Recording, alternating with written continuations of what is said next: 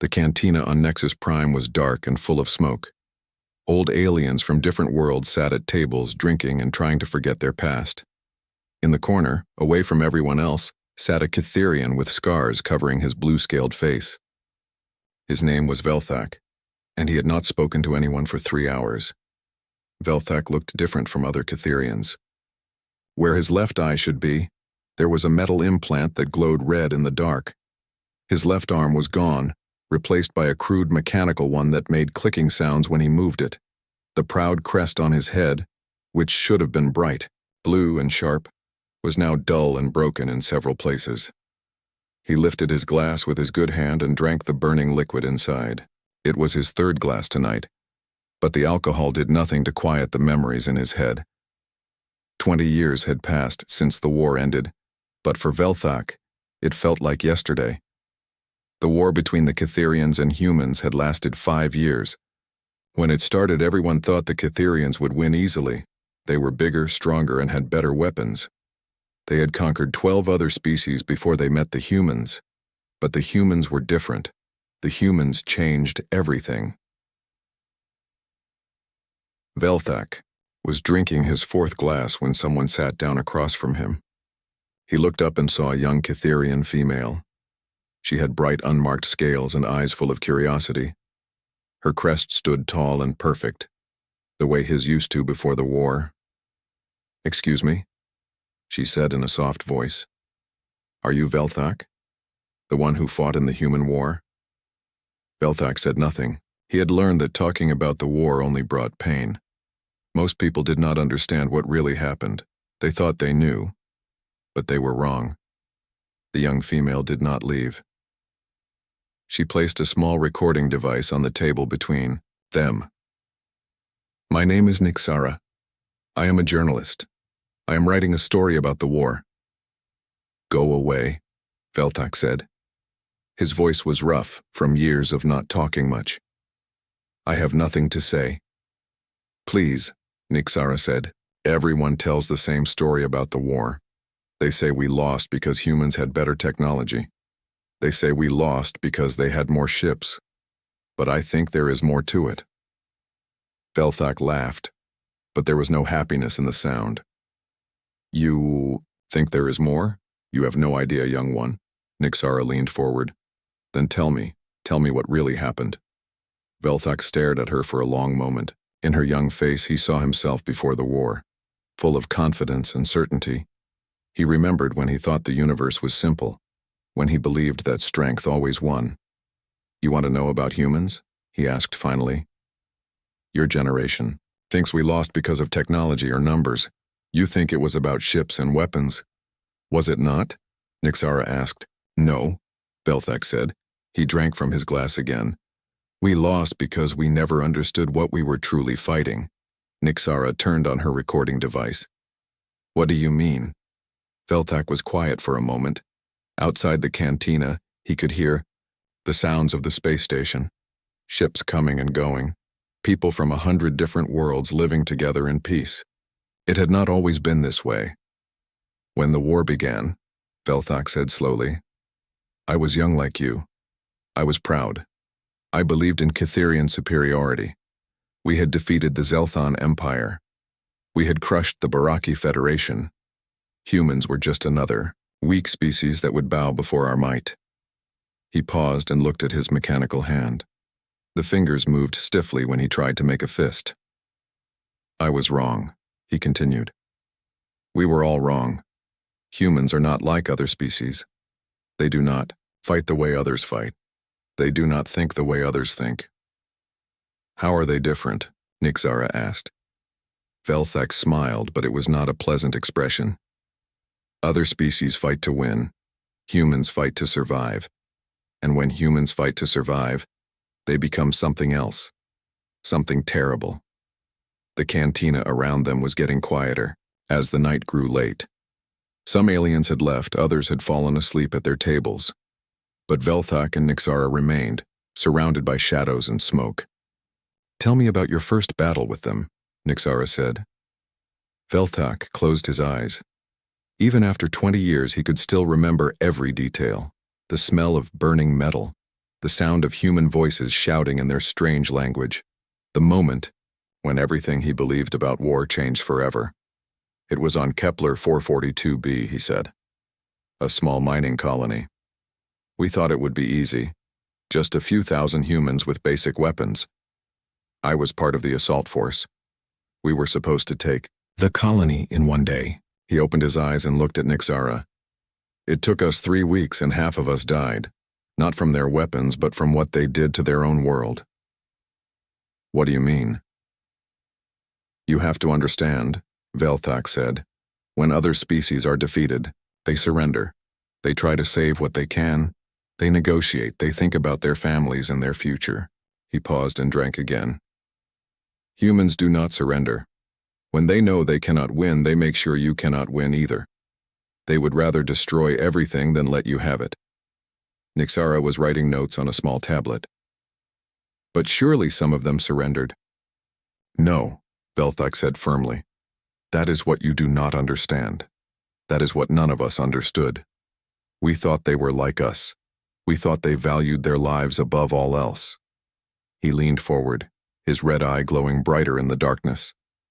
But humans value something more than their own lives. They value the idea that you cannot break them, and they will die to prove that point. That sounds like madness, Nixara said. Yes, Velthak agreed. It is madness, but it is effective madness. When you are fighting an enemy that prefers death to defeat, how do you win? How do you threaten someone who is not afraid to die? The question hung in the air between them. Nixara tried to imagine it, but she could not. In Catherian culture, survival was the highest goal. Death was the ultimate failure. The humans on Kepler 442b were led by a man named Hyunwoo, Velthak continued. He was their military commander. When we arrived, he could have evacuated the civilians. He could have surrendered and saved lives. But he did not. No. Instead, he turned every civilian into a soldier. Old people, young people, even children old enough to hold a weapon. He told them that the choice was not between life and death. The choice was between dying free or living as slaves. Velthak's mechanical hand clenched into a fist. And they believed him. All of them. He continued his story, describing the battle in simple words. How the Catherian forces had landed expecting quick victory. How they had advanced through the mining complex, confident in their superior strength and weapons. We had energy rifles that could cut through their metal walls, he said. We had armor that their bullets could not penetrate. We were faster, stronger, better trained. By every measure, we should have won in hours. But you did not. No. Because humans do not fight by the rules of war. They make their own rules. Velthak told her about Boram, a human engineer who had turned the entire mining complex into a trap. How she had hidden explosives in walls, floors, and ceilings. How she had rerouted the power systems to create electrical traps. Every step we took deeper into the complex was a step closer to death, he said. We could not tell which corridor was safe and which would explode. We could not tell which door would open and which would electrocute us. He described how the humans had used their knowledge of their own home against the invaders, how they had flooded sections with toxic gas from the mining equipment, how they had used the artificial gravity to crush Catherian soldiers.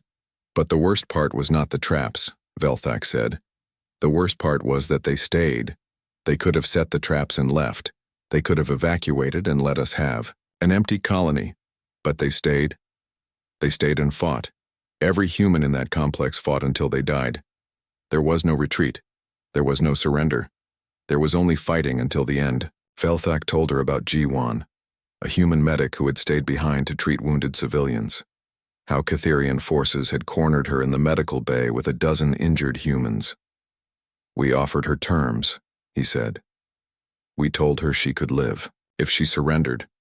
We told her the wounded could be treated. And she looked at us with hatred I had never seen before. Then she activated the emergency decompression system. She killed herself, the wounded, and 30 of my soldiers, rather. Then surrender. Nixara stopped writing. She killed her own people? She saved them from slavery, Velthak corrected. In her mind, death was better than living under Catherian rule, and the humans who were dying agreed with her. I could see it in their faces. They were grateful to her. The cantina was almost empty now. Only a few old aliens remained, sleeping in their chairs.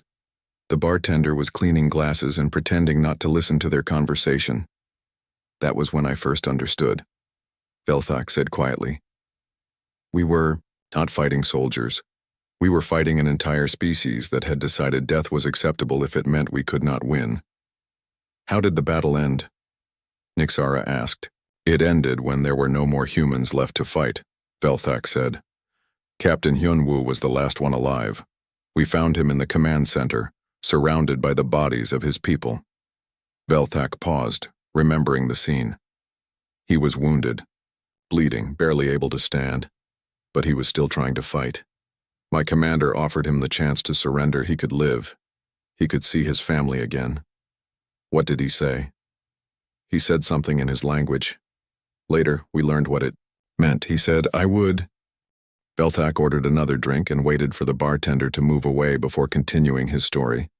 The cantina was almost empty now, with only the soft hum of the space station's engines and the distant sound of ships docking and leaving.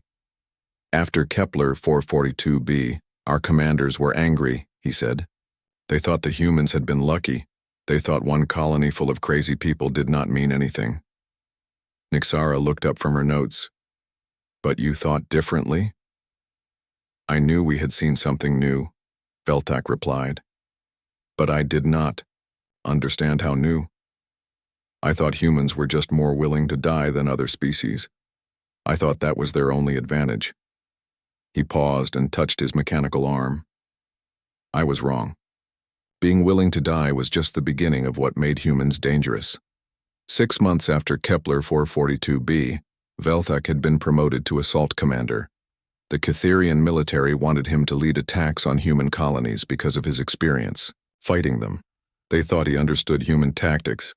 The next target was New Busan, he said. It was a fortress world. Millions of humans lived there. It had strong defenses and a large military base. New Busan was different from the mining colony. It was a real city with tall buildings, wide streets, and multiple districts. The human defenders had time to prepare, and they used every day to make the planet into a nightmare for invaders. We thought it would be harder than Kepler 442b because it was bigger, Velthak said. We brought more ships, more soldiers, more weapons. We thought we had learned from our mistakes. The Catherian fleet arrived at New Busan and demanded surrender. The human response came from General Tai Hyung, the military commander of the planet's defenses. The general sent us a message, Velthak remembered. He said that New Busan would never surrender. He said we could land our forces if we wanted, but we would regret it. Velthak's red eye glowed brighter as he continued. Our fleet commander laughed. He thought humans were just making empty threats. He ordered the invasion to begin. The first wave of Catherian dropships landed in the outer districts of New Busan. Velthak led one of the assault groups, commanding 300 elite soldiers. They expected heavy fighting, but they were ready for it. The first day went well, he said. We took several city blocks.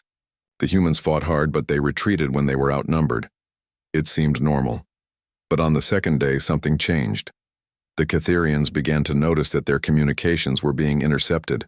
Somehow the humans were listening to their radio channels and learning their plans. At first we thought it was just technical problems, Velthak said. We changed frequencies and used encryption, but it did not matter.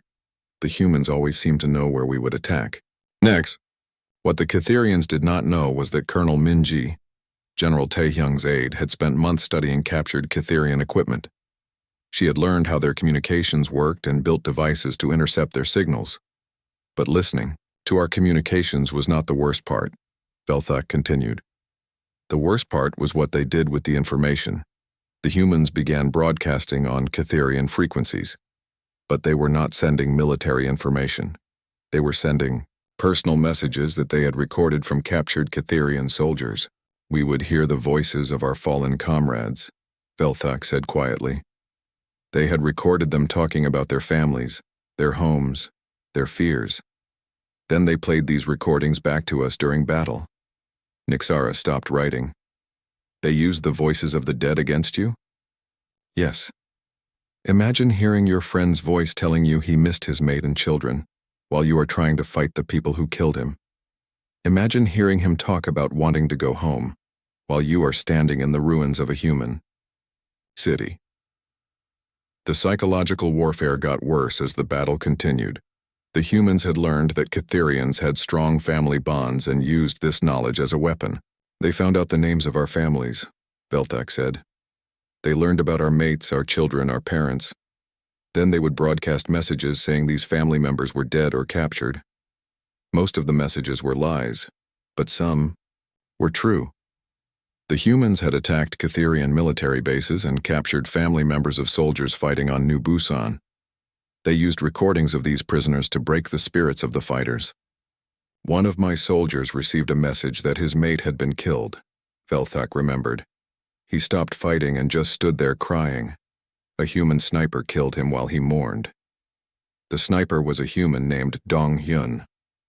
But he did not just kill Catherian soldiers. He had a different, more terrible strategy. This sniper would wound us instead of killing us, Velthak explained. He would shoot soldiers in the legs or arms, causing great pain but not death. Then he would wait. Wait. For what? For other soldiers to try to rescue the wounded one. When they came to help, he would wound them too. Sometimes he would wound 5 or 6 soldiers in one place, all crying for help. Dong Hyun's tactics forced the Catherians to make horrible choices.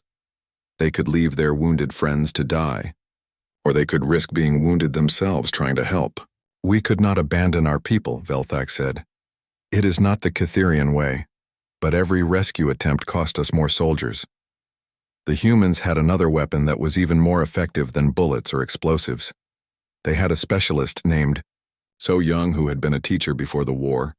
She spoke perfect Catherian and understood their culture.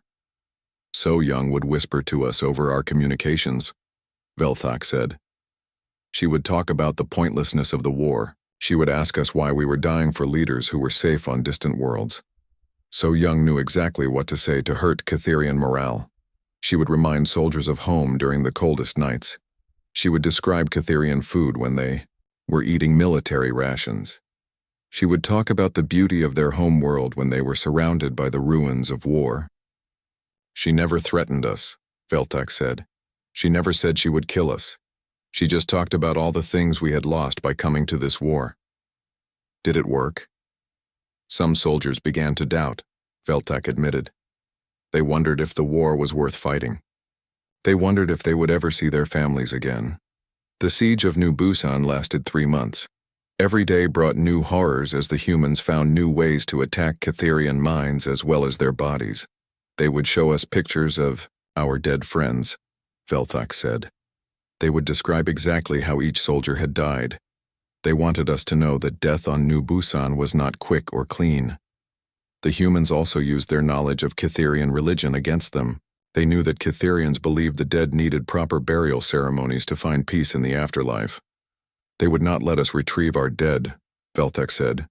They would leave bodies where we could see them but not reach them. They wanted us to know our friends would never find peace. As the battle continued, Velthak began to understand that this was not just war. This was something else entirely. Other species fight to control territory or resources, he said. Humans fight to break your spirit. They want to make you afraid, to fight them ever again. The final blow came when the humans realized they could not hold the city forever. The Catherian forces were too strong and too numerous. But instead of surrendering, General Taehyung and Colonel Minji made a decision that shocked everyone. They decided to destroy their own city rather than let us have it, Velthak said. But they did not just set off explosives. They turned the city's power core into a weapon. Colonel Minji had volunteered to stay behind and ensure the destruction would be complete. She would trigger the power core explosion manually, knowing she would die in the process. She could have escaped, Velthak said. There was time for her to get away, but she stayed to make sure the timing was perfect. Why was the timing important? Because they wanted to destroy our ships too.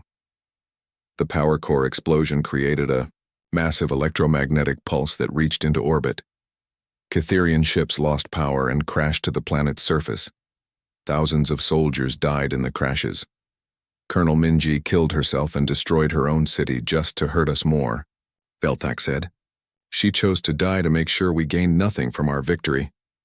Velthak paused and drank from his glass. The memory of that day still hurt after 20 years. We took New Busan, he said finally, but there was nothing left to take, just ruins and radiation. And we lost half our fleet. Nixura looked at her notes. But you won the battle? Did we? Velthak asked. We lost more soldiers than the humans did. We lost ships that took years to build. And we gained a radioactive wasteland that we could not use. He leaned forward.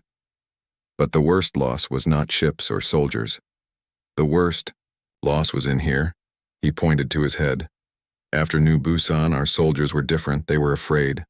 Not afraid of dying, but afraid of what humans might do to their minds before they died. The psychological warfare worked. It worked too well. Cytherian soldiers began to have nightmares. They would wake up screaming. Some refused to fight anymore.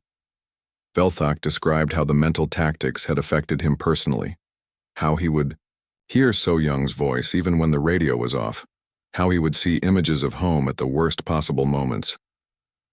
I began to understand that humans do not just kill your body, he said. They kill your hope, your confidence, your belief in victory. They make you doubt. The cantina had grown cold as the night grew deeper. Velthak wrapped his good hand around his glass, feeling the warmth of the liquid inside. His mechanical fingers clicked softly against the metal table as he prepared to continue his story. Titan 7 was not supposed to be a major target, he said slowly. It was just a research station orbiting a dead moon. Intelligence told us it had maybe a few hundred scientists and some basic defenses. Nixara looked up from her notes. She had been writing for hours, but she felt like each story was more impossible than the last. What kind of research were they doing? We did not know at the time, Velthak replied. We thought it was just normal science, maybe studying the moon's geology or testing new technologies. We never imagined what we would find there. The assault on Titan 7 happened 1 year after New Busan. Velthak had been promoted again, now commanding a full battle group. The Cytherian military wanted experienced officers leading every attack against human positions. I took 500 of our best soldiers, he said. Elite fighters who had survived multiple battles with humans. We thought we were ready for anything. The research station was larger than intelligence had suggested. It was built into the surface of the moon, with multiple levels extending deep underground. But what surprised the Cytherians was not the size. It was how quiet everything was. There was no resistance when we landed, Velthak said. No weapons fire, no communications, nothing. The station seemed empty. His assault team spread out through the facility, expecting traps like the ones on Kepler 442b. But they found none. The corridors were clean and well lit. The computers were still running. It was as if everyone had simply vanished. We found the first laboratory on level 3, Velthak continued. It was full of equipment I had never seen before. Strange machines with tubes and wires, tanks full of liquid. And smell. What kind of smell? Death, Velthak said simply. The smell of things that should be alive but were not. The team's medic examined the equipment and became very pale. He told Velthak that this was biological research equipment, the kind used to study living creatures and how they worked. At first, we thought it was medical research, Velthak said. Maybe. The humans were trying to develop new medicines or treatments. But then we found the next room. The next room contained cells. Not prison cells, but laboratory cells with thick glass walls and advanced monitoring equipment. And inside some of the cells were Cytherian soldiers. They were alive, Velthak said, his voice becoming quieter. But they were not moving. They just lay there, staring at nothing. Their eyes were open, but they did not see us. Nixara felt sick. Were they drugged? We thought so at first. My medic examined them and found injection marks on their arms and necks. But their vital signs were normal. They were healthy in every way except one. What was wrong with them? They could not move, they could not speak. They could see and hear everything, but they could not respond. It was like their minds were trapped inside their bodies. Velthak's mechanical hand clenched into a fist as he remembered the scene. Seeing his own people reduced to living statues had filled him with rage, unlike anything he had ever felt. "We tried to help them," he said. "We carried them to our ships, we gave them medicine, but nothing worked. They stayed the same, alive but not alive." The Catherians continued exploring the facility, looking for the humans responsible. They found more laboratories, more equipment, and more evidence of terrible experiments. "On level 5 we found the main research center," Velthak said, "and that is where we met Dr. Shung Ho. Dr. Shung Ho was the head scientist of the facility. He was a small, thin human with gray hair and tired eyes. When the Catherians found him, he was sitting at his desk, calmly writing in a journal. He did not try to run or hide," Velthak said. "He just looked at us and said, 'I have been expecting you.'" Velthak demanded to know what had been done to the Catherian prisoners. Dr. Shung Ho closed his journal and stood up slowly. "He told us he was studying Catherian biology," Velthak said. "He wanted to understand how our nervous system worked. He wanted to learn how our brains controlled our bodies." "For medical purposes?" "No, for weapons." Dr. Shung Ho explained that his team had developed a virus that attacked Catherian nerve cells. The virus did not kill, it just prevented signals from traveling between the brain and the rest of the body. "A paralysis virus," Velthak said. "It left the mind intact but made the body useless. The victims could think and feel everything, but they could not move or speak." Nixara stopped writing. "That is horrible." "It gets worse," Velthak said. Dr. Shung Ho had not just created the virus, he had weaponized it. The human scientist led them to another laboratory where his assistants, Hyejin and Chan Wu, were waiting. They showed the Catherians containers full of the virus in various forms, liquids, gases, and powders. They had found ways to spread the virus through air, water, or contact, Velthak said. One small container could paralyze thousands of soldiers. But the worst discovery was yet to come. Dr. Shung Ho showed them a room full of Catherian soldiers, who appeared to be healthy and normal. These soldiers had been captured months earlier, he said. Dr. Shung Ho told us they had been treated well. They were not paralyzed like the others. Then what was wrong with them? They were carriers, Velthak said. The virus was inside them, but it was dormant. They felt fine and appeared healthy, but they would spread the disease to any Catherian they came in contact with. The implications were terrifying. If these soldiers were returned to Catherian forces, they would infect everyone around them. Entire armies could be paralyzed without ever knowing they had been attacked. Dr. Shung Ho called it a Trojan horse strategy, Velthak said. The infected soldiers would want to return home. They would be rescued and brought back to our medical facilities, and then everyone who treated them would become infected too. Velthak had ordered his soldiers to stay away from all the Catherian prisoners, but it was too late. Several of his team members had already been exposed while trying to help the paralyzed soldiers. That is when I started to feel the first symptoms, he said, touching his mechanical arm. Tingling in my fingers, weakness in my legs. I knew I was infected. Dr. Shung Ho watched the Catherian soldiers with what looked like sadness, not satisfaction. He told them that he had lost his family in the initial Catherian attacks on human colonies. He said he did not want to create biological weapons, Velthak said. He said humans had forced him to become a monster, but his family was dead, so he decided to make sure no other families would suffer the same way. The virus spread quickly through Velthak's assault team. Within hours, half of them could not walk. Within a day, most of them could not move at all.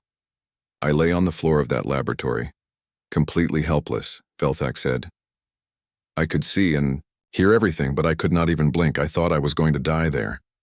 But Dr. Shung Ho did something unexpected. He knelt beside Velthak and injected him with another substance. It was the cure, Velthak said. He had created an antidote to his own virus. Why did he cure you? Because he wanted me to deliver a message. Dr. Shung Ho explained that he had developed the cure at the same time as the virus. He could stop the paralysis, but only if the Catherian military agreed to his terms. He wanted us to withdraw from 3 human star systems, Velthak said. He would give us the cure in exchange for leaving those worlds alone. Velthak was able to move again after receiving the antidote, but many of his soldiers remained paralyzed. Dr. Shung Ho told him that the cure had to be administered within a certain time limit to be effective. I contacted my commanders and told them about the offer. Velthak said, I thought they would accept. The cure was worth more than 3-star systems. But they refused. They refused. They said Catherians do not negotiate with terrorists. They said giving in to human demands would show weakness. Dr. Shung Ho had expected this response. When the Catherian refusal came, he did something that shocked everyone at the facility. He broadcast the formula for the cure on all Catherian communication frequencies, Velthak said. Every ship, every base, every medical facility in the fleet received the information they needed to make the antidote. Nixara looked confused. He gave you the cure for free, after you refused his demands? Yes, and that terrified us more than the virus did. Velthak explained that giving away the cure was a form of psychological warfare more effective than any weapon. It showed that humans were capable of mercy even toward their enemies. We expected them to be monsters, he said. We expected them to let our soldiers die in agony, but instead they gave us the cure and asked for nothing in return. Dr. Shung Ho told the departing Catherians that he hoped they would understand the message. Humans could create terrible weapons, but they preferred not to use them if other options existed. He said, we do not want to be monsters, but you made us into this, Velthak recalled.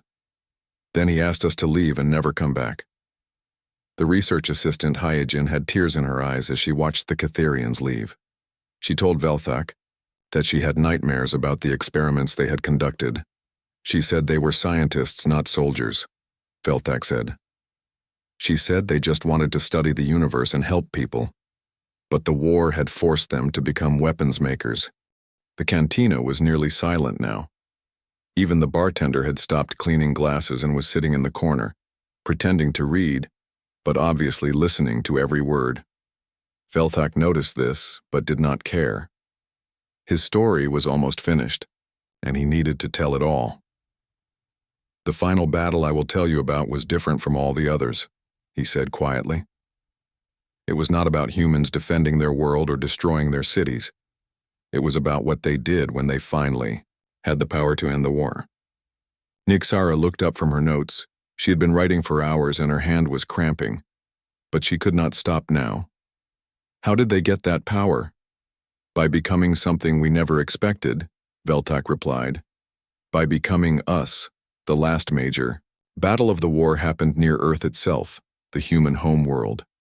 By this time, the conflict had been going on for almost 5 years.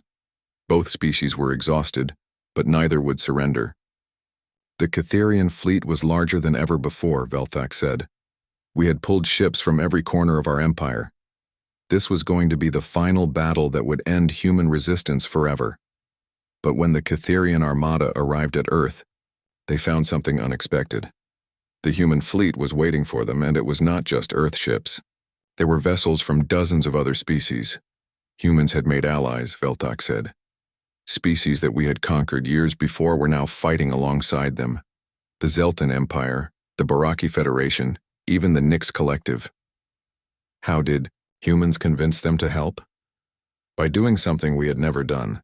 They offered these species true partnership instead of conquest. They shared technology instead of demanding tribute. They treated former enemies as equals. The battle that followed was unlike anything seen before in the galaxy. Ships from many different species, using many different technologies, fought together against the Catherian fleet.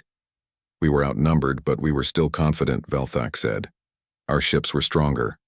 Our weapons were more advanced. We thought we could still win. For the first day of fighting, it seemed like the Catherians might be right. Their superior firepower destroyed many enemy ships, but then something strange began to happen. The human ships started fighting like Catherian ships, Velthak said. They used our own tactics against us. They knew exactly how we would move and what we would do. The humans had spent 5 years studying Catherian military tactics. They had learned from every battle, every defeat, every victory. Now they fought with Catherian efficiency but human unpredictability. It was like fighting ourselves, Velthak said, but a version of ourselves that knew all our weaknesses. The human fleet was commanded by Admiral Wu Jin, a brilliant strategist who had survived every major battle of the war. He had learned to think like a Catherian commander while keeping his human flexibility.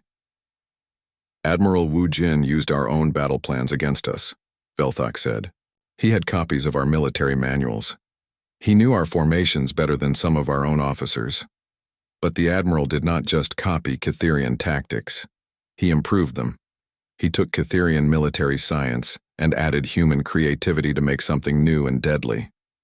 Our commanders could not predict what the humans would do, Velthak said. They fought like us, but they also fought like themselves. It was impossible to plan against. The space battle raged for 3 days. Catherian ships fell one by one, destroyed by weapons that used their own technology against them. But the worst moment came when Admiral Wu Jin opened communications with the Catherian fleet. He spoke to us in perfect Catherian, Velthak said. Not just the language, but the formal military dialect that only high-ranking officers knew. He understood our culture as well as our tactics. Admiral Wu Jin offered the Catherian fleet a chance to surrender. He promised fair treatment for prisoners and safe passage home for any ships that withdrew from the battle. Our fleet commander was so angry he could barely speak, Velthak said. No one had ever offered Catherians terms of surrender before. We were always the ones making such offers to defeated enemies. The Catherian commander refused and ordered all ships to fight to the death. But something unexpected happened. Some Catherian captains began to surrender anyway. These were veteran officers who had seen too much war, Velthak said. They were tired of fighting. They wanted to go home to their families. The surrender of Catherian ships shocked both sides. In their entire history, Catherians had never abandoned a battle while they could still fight. But the long war had changed them. We began to understand what humans felt like when their colonies were destroyed, Velthak said. We began to understand the cost of war in ways we never had before. Admiral Wu Jin's communications officer, Yu Jin, began broadcasting messages to individual Catherian ships. She spoke about the families waiting for soldiers to come home. She talked about the children who had not seen their parents for years. Yu Jin had studied our culture deeply, Velthak said. She knew exactly what to say to make us think about what we were fighting for. The linguistic specialist Jae Sung had helped write the messages. He understood that Catherians valued family bonds above military glory. The broadcasts were designed to remind soldiers of what they had left behind. One by one, more ships began to surrender, Velthak said. Not because they were defeated, but because they chose to stop fighting. Velthak himself was commanding a heavy cruiser in the battle. He watched as his own officers began to question orders. Some refused to fire on surrendering human ships. Others asked why they were still fighting. I realized that humans had not just learned our military tactics, he said. They had learned who we really were underneath our warrior culture. And they used that knowledge to show us that we did not have to be warriors forever. The final moment of the battle came when Admiral Wu Jin made an announcement that stunned everyone in both fleets. Instead of demanding total surrender, he offered to end the war through negotiation. He said that humans did not want to destroy the Catherian people, Velthak said. He said the war had gone on long enough and too many had died on both sides. The human admiral proposed a ceasefire. All fighting would stop immediately. Prisoner exchanges would begin. Peace talks would start within a week. Our fleet commander called it a trick, Velthak said. He said humans were trying to buy time to bring in more ships, but I could see something different in Admiral Wu Jin's face. What did you see? Exhaustion. The same exhaustion I felt. The same tiredness that every soldier on both sides was feeling after 5 years of war. Admiral Wu Jin was not offering peace because he was weak. He was offering it because he understood that victory through total destruction would not really be victory at all. He had the power to finish us, Velthak said. His fleet was winning. He could have destroyed every Catherian ship, but he chose not to. The choice to offer peace instead of pursuing total victory was the most human thing Admiral Wu Jin could have done. It showed mercy when mercy was not expected or deserved. That is when I understood the real horror of fighting humans. Velthak said, "The horror is not that they might kill you. The horror is that they might forgive you." Many Catherian ships accepted the ceasefire. The war that had raged for 5 years began to end, not with explosions, but with silence as weapons powered down, and ships withdrew to safe distances. "I was one of the officers who voted to accept the peace terms," Velthak said. "I was tired of killing. I was tired of watching my people die for a war that no longer made sense." The peace negotiations took place on a neutral space station. Admiral Wu Jin led the human delegation himself, along with his staff officers and civilian advisors. The humans did not demand revenge, Velthak said. They did not ask for war reparations or territory. They just wanted the fighting to stop. The final peace treaty was signed 3 months later. Both species agreed to respect each other's borders and work together to rebuild what the war had destroyed. But the most shocking part of the treaty was what humans offered to do after the war ended, Velthak said. What did they offer? They offered to help us. The human government had proposed joint programs to share medical technology, agricultural techniques, and scientific research. They wanted to turn former enemies into partners. We had spent 5 years trying to conquer them, Velthak said. They had every right to hate us forever. But instead, they wanted to work with us. The logistics coordinator Yun Su had developed plans for humanitarian aid to damaged Catherian colonies. The medical officer Kyung Min had volunteered to treat wounded Catherian soldiers in neutral hospitals. These humans had lost friends and family in the war, Velthak said, but they were willing to help the people who had killed those friends and family members. How did other Catherians react to this? Many were confused, some were grateful, others were angry and suspicious. They thought it was another human trick. Velthak himself had mixed feelings about human mercy. Part of him was grateful to be alive. Part of him was ashamed that his species had needed mercy from people they had tried to destroy. I spent months trying to understand why humans had shown us kindness, he said. I read their history, their literature, their philosophy. I wanted to know what made them different. What did you learn? I learned that humans believe in something called redemption. They believe that enemies can become friends. They believe that people can change. Nixara sat alone in the empty cantina for a long time after Velthak left. Her notes covered dozens of pages, but her mind was still trying to process everything she had heard. The war she thought she understood had been completely different from what she had imagined. She read through her notes again, looking for the central truth that connected all of Velthak's stories. On Kepler 442b, humans had chosen death over surrender. On New Busan, they had used psychological warfare and self-destruction. At Titan 7, they had created biological weapons but then given away the cure. In the final battle, they had offered peace when they could have chosen total victory. Each story showed humans doing the unexpected. They did not follow the normal rules of war or conquest. They made their own rules based on principles that other species found difficult to understand. Nixara gathered her notes and prepared to leave. She had the story she came for, but it was not the story she had expected to find. As she walked through the quiet corridors of Nexus Prime, she began to plan how she would write about the war. The next day, Nixara returned to her small apartment and began working on her article. She wrote for hours, trying to capture not just the facts of what Velthak had told her, but the emotions behind them, the fear, confusion, and ultimately the grudging respect that the old veteran felt for his former enemies. Her first draft focused on the military aspects of the war, the tactics, the battles, the weapons. But as she read it over, she realized she was missing the most important part of the story. She started again, this time focusing on the psychological impact of fighting humans. How their unpredictability had broken Catherian confidence. How their mercy had been more devastating than their weapons. The Horror of Human Kindness, she wrote as a potential title. Then she deleted it and tried again. Why mercy is the ultimate weapon, that was not right either. Finally, she settled on something simpler. What we learned from fighting humans. The article would not be about military history. It would be about the lessons that came from encountering a species that saw the universe differently than anyone else. Nixara wrote about Veltak's transformation from a proud warrior to a humanitarian aid worker. She described how fighting humans had changed not just his body, but his understanding of what strength really meant.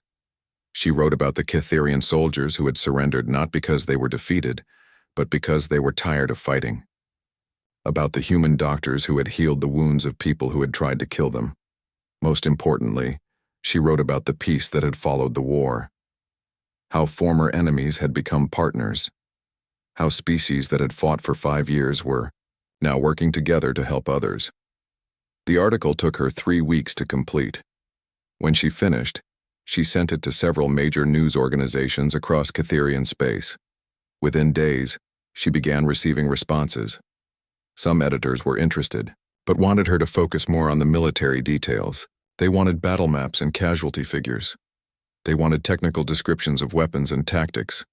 Others wanted her to emphasize Kitherian heroism during the war. They wanted stories about brave soldiers who had fought against impossible odds. They wanted to make the war sound glorious rather than tragic. But one editor understood what Nixara was trying to accomplish. Zekthar, the senior editor of the Galactic Chronicle, contacted her personally.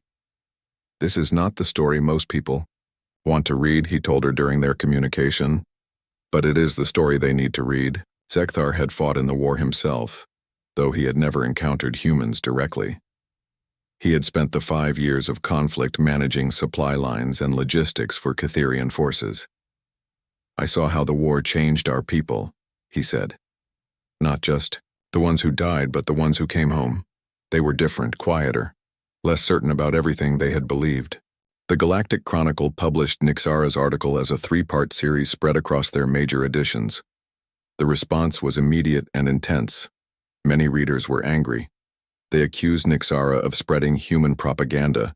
They said she was dishonoring the memory of Kitherian soldiers who had died in the war. Some called for her to be investigated as a possible human spy. They could not believe that a Kitherian would write so positively about their former enemies. But other readers had different reactions. Veterans of the war began contacting her, saying that her article had captured feelings they had never been able to express. "You wrote what we all experienced but were afraid to say," one former soldier told her. "Fighting humans changed us. It made us question everything we thought we knew about war and strength and victory." The article sparked debates across Kitherian society. Young people who had grown up after the war began asking their elders difficult questions about what had really happened during those 5 years. Teachers started using Nixara's article in history classes, not just as a source of information, but as an example of how to think critically about official versions of events. Most surprisingly, copies of the article began circulating in human space as well. Human veterans of the war read it and recognized the accuracy of Veltak's descriptions. 1. Human reader, a former communications officer named Yu Jin, contacted Nixara directly. "I was there for the final battle," she wrote. "I was the one sending those broadcasts to Kitherian ships. Reading your article brought back memories I had tried to forget."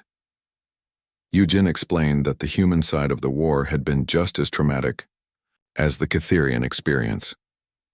Human soldiers had also been changed by the conflict, forced to do things they never thought they would do. "We created biological weapons because we were desperate," she wrote. "We used psychological warfare because conventional tactics were not enough. We became things we never wanted to be." The correspondence between Nixara and Yu Jin led to something unprecedented. They decided to collaborate on a second article that would tell the war's story from both perspectives. The War That Changed Everyone was published simultaneously in both human and Kitherian news outlets. It became one of the most widely read articles in galactic history. The article described how both species had been transformed by their conflict. How humans had been forced to develop tactics they found morally questionable. How Kitherians had learned that their assumptions about their own superiority were wrong. But most importantly, it described how the war's end had created opportunities for both species to become better than they had been before. Nixara's work led to other projects. She became a specialist in interspecies journalism. writing about cooperation between former enemies. She covered stories about joint human-Catherian research projects, mixed crews on exploration vessels, and collaborative efforts to help other species avoid similar conflicts. 5 years after her first interview with Velthak, she was invited to speak at a conference on galactic peace studies. The conference was being held on Nexus Prime, the same space station where she had first heard about the true nature of the human-Catherian war. During her speech, Nixara talked about the importance of understanding your enemies as people rather than monsters. She described how fear and misunderstanding could escalate conflicts beyond what anyone intended. The most important lesson from the war, she told the mixed audience of humans, Catherians, and other species, is that peace is not just the absence of fighting. Peace is the presence of understanding. After her speech, an elderly human approached her. He was tall and thin, with gray hair and the bearing of someone who had held important positions. "Ms. Nixara," he said, "I wanted to thank you for your work. Your articles helped my people understand that our former enemies had become our friends." "Who are you?"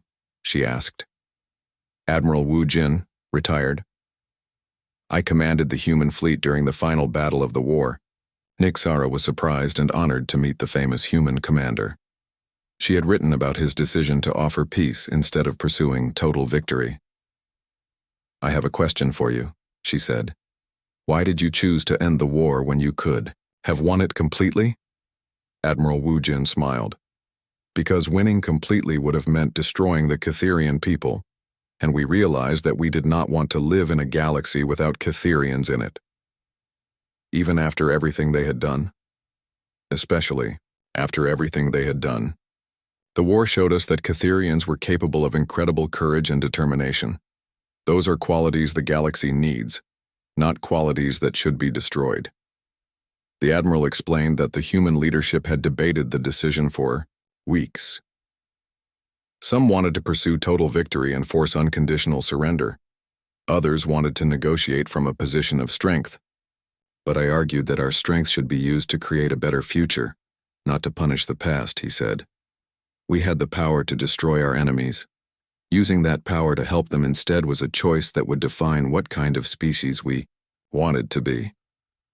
Admiral Wu Jin's words reminded Nixara of something Velthak had said during their first conversation. The most terrifying thing about humans was not their capacity for violence, but their capacity for choosing restraint when they had the power to dominate. "Do you ever regret that choice?" she asked. "Never," the Admiral replied. "Look around this conference. Humans and Catherians working together to prevent future wars. Young people from both species learning from our mistakes. This is what victory really looks like."